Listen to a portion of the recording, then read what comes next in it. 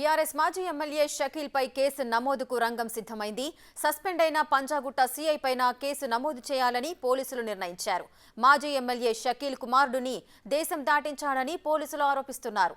కుమారుడు పారిపోవడంలో షకీల్దే కీలక పాత్ర అంటున్నారు పోలీసులు. దుర్గారావు సైతం షకీల్ కుమారుడు పారిపోవడానికి సహకరించినట్లు ఆరోపణలున్నాయి.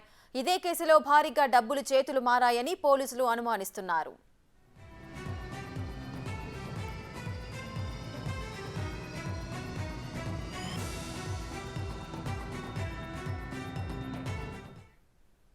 ఇదే అంశంపై మరింత సమాచారం మా ప్రతినిధి రానా అందిస్తారు.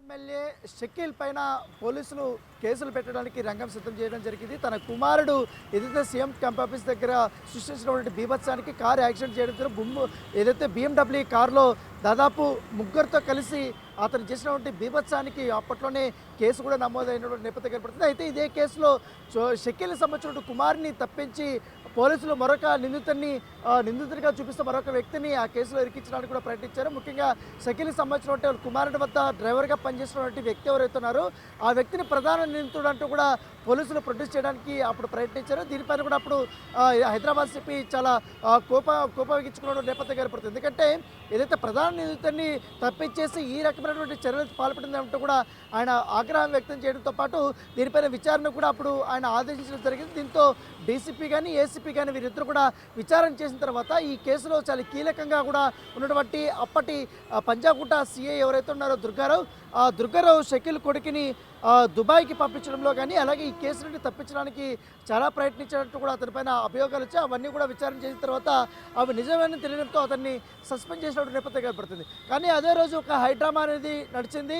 ముఖ్యంగా దుర్గారావుకి అస్వస్థత అంటూ కూడా ఆయన కేర్ హాస్పిటల్లోకి వెళ్ళడము, ఐసీయూలో జాయిన్ అవ్వడము, తర్వాత రాత్రికే ఆయన్ని సస్పెండ్ చేసినటువంటి నేపథ్యం అయితే కనపడుతుంది. దీంతో ముఖ్యంగా కుమారుడిని బయటకు తప్పించడానికి కోసం, ఈ కేసు నుంచి బయటకు తప్పించడం కోసము భారీ ఎత్తున డబ్బులు వెదజల్లాడు షకీల్ అంటూ కూడా అతనిపైన ఆరోపణలు వచ్చాయి. దీనిపైన విచారణ కూడా జరుగుతుంది. సిఐతో పాటు మరికొంతమందికి కూడా ఆయన డబ్బులు ఇచ్చాడంటూ కూడా ఆయన పైన ఆరోపణలు వచ్చినాయి. కాబట్టి దాంతోపాటు తన కుమారుడిని ఈ కేసుని తప్పించడానికి పైగా దేశం విడిచి వెళ్ళిపోయేలా కూడా చర్యలు తీసుకున్నాడు, అతనికి సహకరించాడంటూ కూడా షకీల్ పైన పోలీసులు కేసు నమోదు చేయడానికి రంగం సిద్ధమైనట్టుగా మనకు సమాచారంతో ఒకవేళ కానీ కేసు నమోదైతే మాత్రం ఖచ్చితంగా షకీల్కి ఆ కష్టాలు తప్పవని అని చెప్పుకోవచ్చు. ఇప్పటికే గతంలో కూడా తన కుమారుడు ఈ రకంగానే కేబుల్ బ్రిడ్జ్ దగ్గర ఒక వ్యక్తిని గుర్తి చంపేసి అతను కేసు నుంచి తప్పించుకున్నటువంటి వైనాన్ని కూడా మనం చూసాము. కానీ ఈ కేసు నుంచి కూడా ఎట్టి పరిస్థితుల్లో తప్పించుకోవడానికి వీల్లేదంటూ కూడా పోలీసులు చాలా దృఢ నిశ్చయంతో సీసీ కెమెరా యొక్క ఫుటేజ్ని చూశారు. తర్వాత ఆ రోజు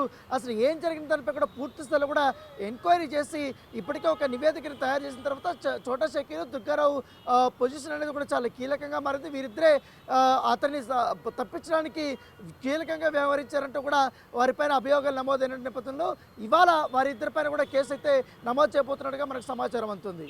బోధన్ మాజీ ఎమ్మెల్యే షకీల్ పైన పోలీసులు కేసులు పెట్టడానికి